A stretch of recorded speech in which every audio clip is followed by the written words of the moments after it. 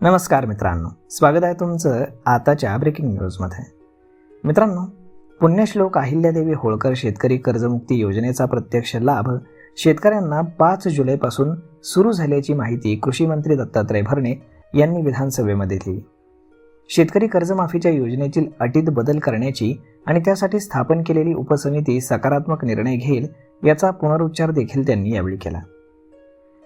सन 2026-27 या वर्षातील कृषी, पशुसंवर्धन, दुग्ध व्यवसाय, मत्स्य व्यवसाय, सार्वजनिक आरोग्य, महिला आणि बालविकास विभागाच्या पुरवणी मागण्या मंजूर करण्यात आल्यात. शेतकरी कर्जमाफी 30 जूनपूर्वी दिली जाईल असं सरकारनं जाहीर केलं होतं. त्यानुसार आपण पुरवणी मागणीमध्ये कर्जमाफीच्या रकमेची तरतूद केलेली आहे. आता या पुरवणी मागण्या मंजूर झाल्यानंतर त्या स्वाक्षरीसाठी राज्यपालांकडे जातील. त्यामुळे 5 जुलैनंतर शेतकऱ्यांच्या खात्यामध्ये कर्जमाफीची रक्कम टप्प्याटप्प्यानं अदा केली जाणार आहे, असं भरणे यांनी सांगितलं.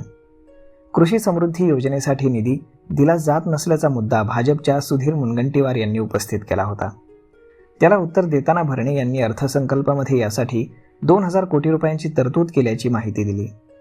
सरकारच्या प्राथमिक अंदाजानुसार 56 लाख शेतकऱ्यांना कर्जमाफी योजनेचा लाभ होणार असून 36,585 कोटी रुपयांची रक्कम त्यासाठी लागणार आहे.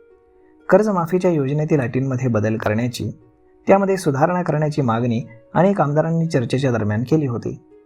त्याला उत्तर देत असताना भरणे यांनी, आम्हालाही शेतकऱ्यांची काळजी आहे. विरोधकांकडनं भ्रम निर्माण केला जातोय की आम्हाला शेतकऱ्यांची काळजी नाही. आम्ही शेतकऱ्यांचीच लेकरं आहोत, असं त्यांनी विरोधकांना सुनावलं. तर मग मित्रांनो, अशा पद्धतीनं 5 जुलैपासून शेतकऱ्यांच्या खात्यामध्ये टप्प्याटप्प्यानं कर्जमाफीचे पैसे जमा होणार आहेत. त्यामुळे आपलं खातं अधूनमधून चेक करायला हवं. तर मग मित्रांनो, हा व्हिडिओ, ही माहिती तुम्हाला कशी वाटली हे तुम्ही आम्हाला कमेंट करून नक्कीच सांगा. आणि जर आवडली असेल तर आपल्या जवळच्या मित्रमंडळींसोबत देखील हा व्हिडिओ तुम्ही शेअर करायला विसरू नका. धन्यवाद.